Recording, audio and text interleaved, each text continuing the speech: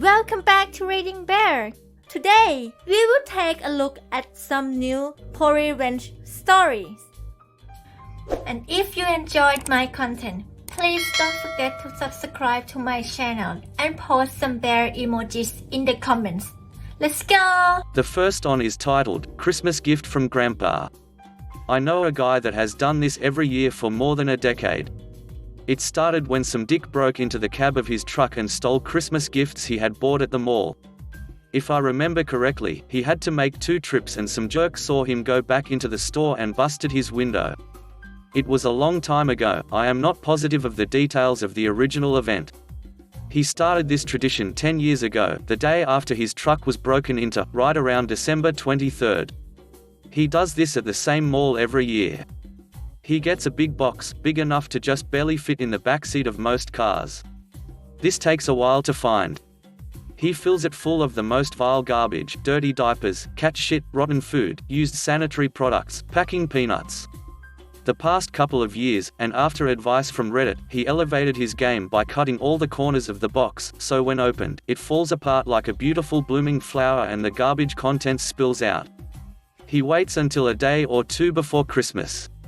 He wraps the big box in festive yet very thin holiday paper with zero structural integrity that barely holds the box together, then he puts a big bow on it and a giant tag that says, "To Joshua, Merry Christmas. Love Grandpa." He loads it into the bed of his truck and drives to the mall.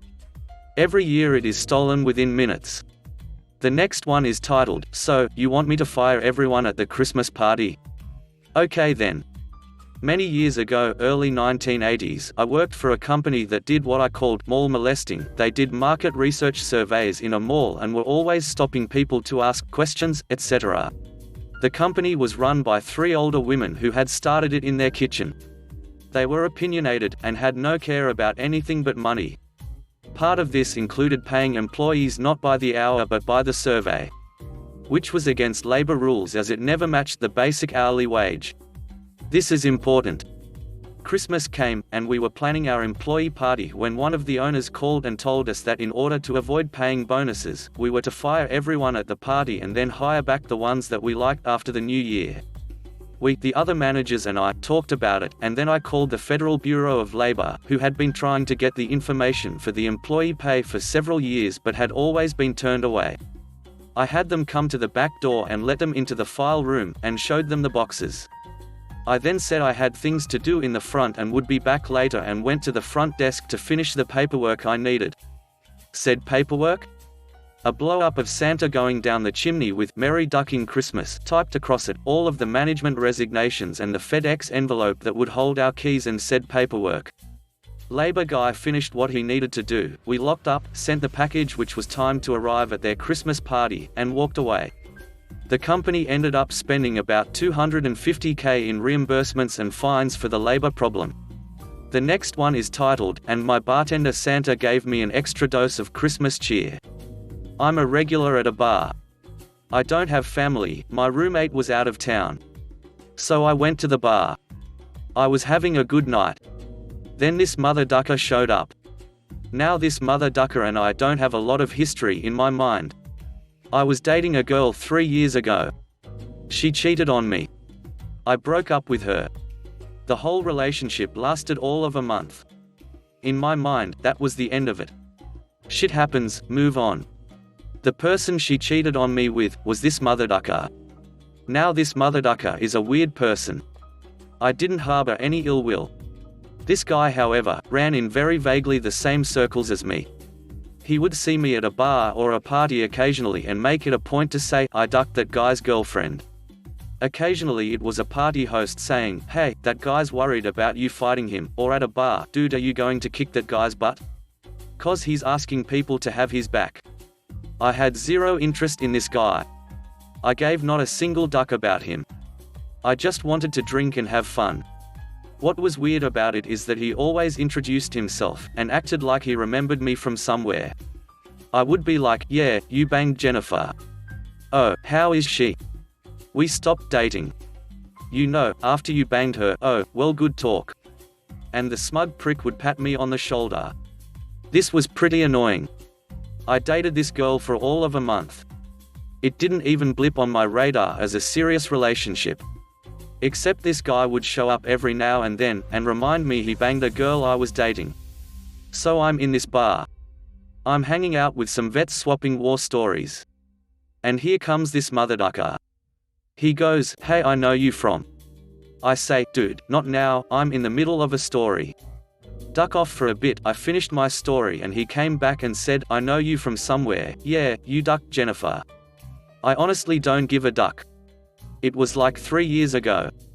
He left. The owner and the bartender were around me. The owner said, "So do you hate that guy?" I told him the story.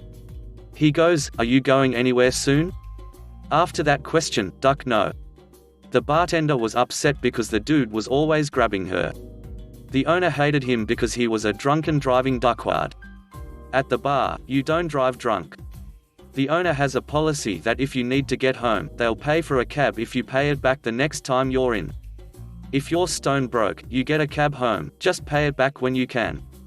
And he will call the police on your butt if you try to drive drunk. That dude doesn't tolerate that crap. This guy had a history of driving drunk from that bar. The bartender went back and made a phone call.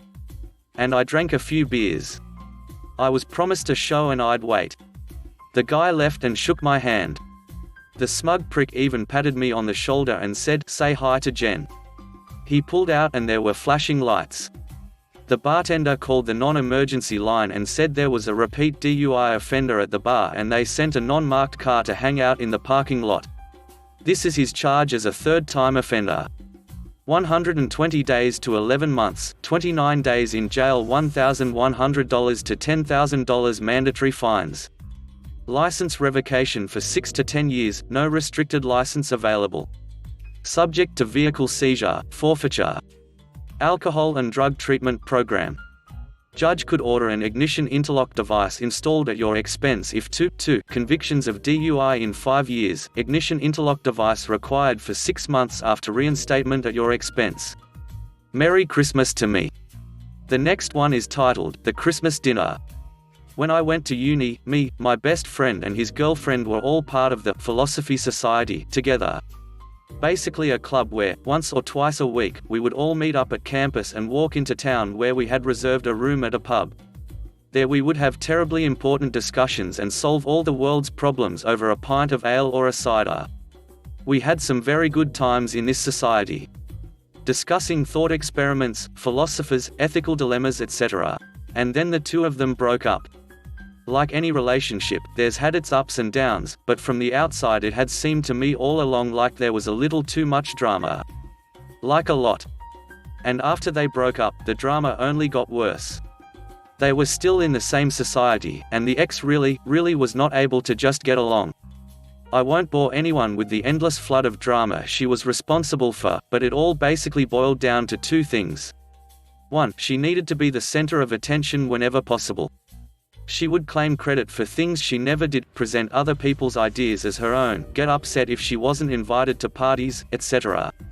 And 2, she had a really bad tendency toward black and white thinking. Everyone was either her best friend or the demonic personification of treason and kitty fiddling sent by Satan to torture her. All her exes were monsters. All her former friends had taken advantage of her or been mean to her. She was really good at making friends, she was also really good at losing them. I'm not a licensed psychologist, so I'm not going to say with confidence that she has histrionic personality disorder. But I am going to say that she regularly saw a psychiatrist and never told us more than that it was for her anxiety. While they were still together, she was exhausting to deal with, but after the breakup she turned into a TV trope's ex-girlfriend from hell. She hated my best friend. Somehow she was still cool with me, probably because I was pretty diplomatic and didn't call her out in public, just quietly corrected perceptions and fact-checked people when she wasn't around. Anyway, for a year or so after their breakup, they still both went to the Philosophy Society. Then my best friend graduated, and while he was still in the city, he mostly stopped going to Philsoc. And when he stopped going, her lies got worse. When the three of us first met, she told us a few horror stories about the abusive men she had known before going to university, and my best friend and I were happy for her that she had managed to get past that and gotten to know good people like us. It's not hard to be better people than her exes, or so it seemed. But when my best friend stopped going, she started saying the same kind of crap about him she had said about her previous exes. She said that while they were together he had forced her to put up with things she didn't want sexually. She said she had done the breaking up, it was the other way around. That he had started stalking her after the breakup and groped her. Stuff like that. It was pretty clear to me that most of these were lies, because some of the incidents were stuff that had happened in real life and I had been present for, like destinations for trips or movies we had seen, etc., just with nasty lies added. And if she lied about some of them, I was inclined to think she lied about the rest too, especially since my friend is one of the least violent people I've ever met, and all her lies were about him being violent or humiliating her, just like all her previous exes had supposedly done. After a few months of these lies, she said she had gotten a restraining order against him, and that was why he hadn't come to Philsoc anymore. This upset me. Obviously I disliked it all along that she had been lying about my friend, but most of the people he had liked in Philsoc had graduated when he did, and he had asked me to keep my head down so she didn't turn on me too. This, however, was something else. She had lied about having to call the cops on him. And she had demonstrably lied about a restraining order. As I said, she still liked me, for some reason. She did most of her rumor mongering in private, with a few people at a time, so maybe she didn't think word would spread and was just looking for sympathy in the moment from the few people she lied to. But the whole club knew most of the stories she had told. So here I saw a golden opportunity. You see, I was social secretary or whatever it was we called the post. I was responsible for planning some of the events for the club. The main one being the Christmas dinner. We decided on a restaurant for the dinner, and then I went there and set it up. Once the venue was booked, they needed to know the exact number of guests and everyone's order. So I collected names and orders and made a list and collected money from everyone who would attend. Except, I made two lists. One list I showed the club, and one list I showed the restaurant. The restaurant's list had one more name on it. My best friend's name. In the last few weeks before the Christmas dinner, her lies got even worse. She started implying that the reason there was a restraining order in place was because my best friend had raped her. At this point, just about everyone in the club was very sympathetic toward her, and treated her like a hero for standing up to the bastard. With 90% of the members being undergraduates, people disappearing and being replaced by new faces all the time. Half the members had never even seen my best friend, but they sure knew he was a baddie, and wasn't allowed anywhere near the society. The day of the Christmas dinner came. My best friend and I were the first to arrive. One by one, the other members of the society arrived. Most had no idea who he was, and we just introduced him, truthfully, as a former president of the society. He got along great with some of the new faces and had a few conversations about philosophy and uni life. And then his ex showed up. Or I should say, her boyfriend showed up. She was outside. Someone had warned her that Dangerous Ex was inside, and that she should call the cops. Her boyfriend came in, made a scene and demanded that he get the hell out of there. Here's the thing. The new boyfriend genuinely believed her about the restraining order. So he gave us the perfect setup. After he shouted, the restaurant went dead quiet, so my best friend was able to explain, calmly and in his normal speaking voice, that there was no restraining order, and she had lied about that like she had lied about everything else. The new boyfriend thought we were lying, so he rushed back outside, ready to call our bluff. He urged her to call the police. But of course she couldn't do that, because there was no restraining order and the police had never heard of or from either of them before, and the only one who had made a scene was the new boyfriend. My best friend was just quietly enjoying a dinner he had paid for and was trying to have conversations with the new members.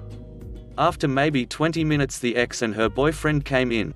She told everyone who asked that she didn't call the police because she didn't want to ruin his life. Just about nobody believed that, fortunately. Me and my best friend had a great night. His ex, not so much. She left pretty quickly after eating. There was a lot of buzzing and people asking about what had really happened over the next week or so before Christmas break, and slowly but surely almost everyone realized that the woman had been lying her butt off about at least some of the stuff she was saying, and was probably lying about the rest too. Her new boyfriend stayed with her, and they are still together now, years later. I'm not sure what he believes at this point. It should be obvious that she lied, but he was always pretty heavily into the always believe the victim stuff, so maybe he just refuses to think about it. I don't want to end on a preachy note. We all know that sexual crimes are some of the worst things you can do, and lying about someone doing them is right down there on the bottom as well. I disliked the woman long before the Christmas dinner, but the fact that her lies escalated all the way until we were able to quash her in public, in front of most of her friends, and that they all learned the truth about what an awful person she was. That makes this probably my favorite memory from university. My best friend and I remain BFFs almost a decade later, and the Christmas dinner is something we still laugh about when we discuss it. The last one is titled, Merry Christmas. I quit. Quite a few years ago, I moved into a house with a few of my best friends. One of my friends got me a job with her at the local gas station within walking distance of our house, and I thought I was pretty set with my new arrangement, living with my best friends, able to walk to work, and a job that should have been one of the easiest positions I've ever held. That is, until I met my coworker, Jane. I worked nights. We didn't get too many customers during my shift, so the majority of the cleaning of the store and grounds and stocking of merchandise fell on night staff. We were expected to make sure there was always fresh coffee, sweep and mop the floors inside, make sure that all of our merchandise was neatly displayed, take out the trash inside and outside by the gas pumps, sweep up the parking lot, and stock the beverages, which entailed going into the walk-in fridge and stocking it from inside the cooler, which could take 2 hours or more at times. There was always 2 people scheduled on night shift, most of my coworkers and I would split the work, and one person would do their coat and gloves and go stock the cooler for a few hours, and the other person would keep coffee made and sweep up the store and stop and ring up the occasional customer. And then go back to whatever task they were on, or one person would ring up customers the entire night and the other would do what needed to be done around the store until it was all completed. Not Jane. Jane would usually hang out in the back in the manager's office for hours or stand behind the registers doing inventory of the cigarettes, and make the other employees unfortunate enough to be scheduled with her do all of the tasks that needed to be completed in and out of the store, and have to stop and run to the register to ring people up even when she was standing right there counting the cigarettes and couldn't be bothered to even acknowledge the customers. When people called off, it was standard to call the other employees and see if someone could come in and take the shift. Most people would give a legit reason why they couldn't when they declined, i.e. no sitter, family plans, etc. Not Jane. Jane would just answer with a flat no when she was called and would then hang up. My best friend came to me a few months into working at the place and told me that our manager told her that Jane said that I don't do anything during my shifts with her. Oh, hell nah. I do literally all of the work, as she sits on her butt in an office or on the counters at the register station doing nothing, and she wants to say that I am the one not working. I decided I was done with that place and began looking for another job. Jane fancied herself the second in command in our store under the manager.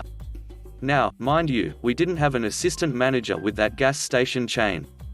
There was only a manager, and there were supposed to be a few shift leads who really didn't have any power, just a few additional tasks to complete during the shifts where they were scheduled as a lead, inventory, ordering stock, etc. Jane was not actually a shift lead, but she was able to do most of the tasks of the shift lead and acted like that came with power that it didn't. She was supposedly undergoing training classes to be a lead officially, and would walk around on her shift with a clipboard and make little notes here and there about things that could be improved in our store. One of her improvements was that everyone during their shift should do 1 hour stocking the cooler, so that it didn't fall on one person doing it for 2 or more hours on night shift. Stocking the cooler meant having to be in temperatures below 40 degrees the entire time, and was not a favorite task of anyone who worked there. The best part of this improvement was that she would harp on my coworkers about it while never stepping foot in the cooler herself to do anything that I saw in the entire time that I worked with her. Another of her improvements was that everyone had to attend a weekly mandatory team meeting, because she read somewhere in one of her training books that it's supposedly policy, even though none of us, including the manager, had heard of this before she brought it up. These team meetings were universally hated and completely useless. No one wanted to go to the store for 20 minutes of pay at a time they'd otherwise be off of work, and there was literally nothing of value that was ever discussed during them because we worked at a gas station and there wasn't much to go over that we didn't already know. The meetings were just a show of power by Jane where she could go over her clipboard and force people to listen to her stupid observations and suggestions. Or so I was told. I missed the one meeting that was scheduled while I still worked there, as I told them I had a doctor appointment already scheduled, but in reality I went to an interview. I came to work my shift at the gas station after receiving a call earlier in the day saying that I had passed my background check and employment verification and was offered the job that I had been seeking. I asked my shift lead how to put in my 2 weeks notice, and she smiled and asked who I would be working with on my last day. Jane. She asked if I already officially had the job, and I confirmed that I did and that all of my background checks were complete. She then asked me if it really wanted to put in my 2 weeks notice, and I got her drift and told her never mind. On the shift before my last shift, I put Jane's clipboard on top of a large cabinet in the manager's office. I am tall and it was easy to see and reach for me, but would not be for short Jane. I didn't think much of it, it was just supposed to throw her off for a few minutes until she located it easily and moved on with her day. I quickly forgot that I even did it. My last day was Christmas.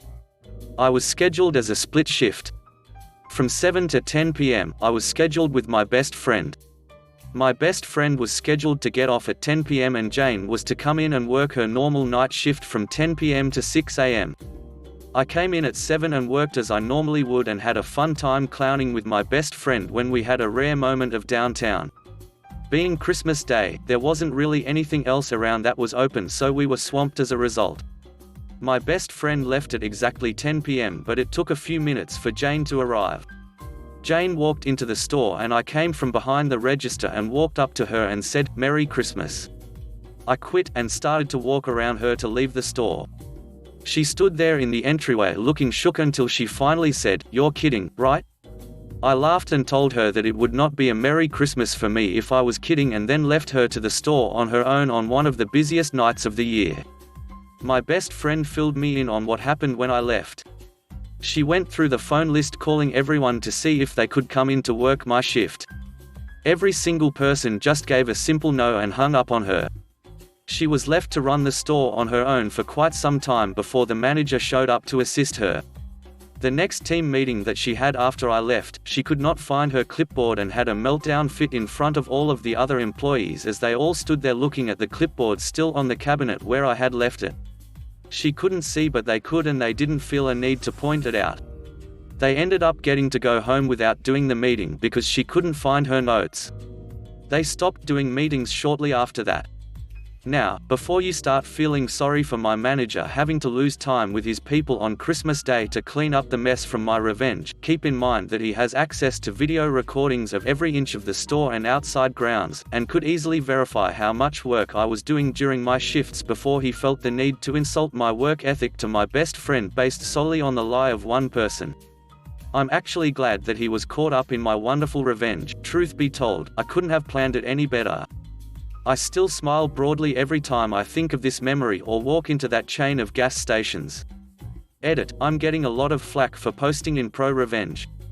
The only rule that I saw when posting here was that I had to go out of my way for the revenge. I figured I did by leaving my family gathering to work Christmas Day that I otherwise would not have worked to enact my revenge. A 3-hour shift on Christmas when you plan to quit anyway is hardly worth it to anyone, but I sacrificed the end of my family festivities to be able to see the look on her face when I walked out and left her to actually do her job that she normally pushed onto others. And every other shift lead was able to complete the job tasks with their fellow coworker scheduled and do inventory if the day called for it. Jane just didn't do her job. She wasn't even really doing inventory. I was told the manager and first shift came in and really handled it by my best friend who worked first shifts. Jane was just using that as an excuse to do nothing. Thanks for listening.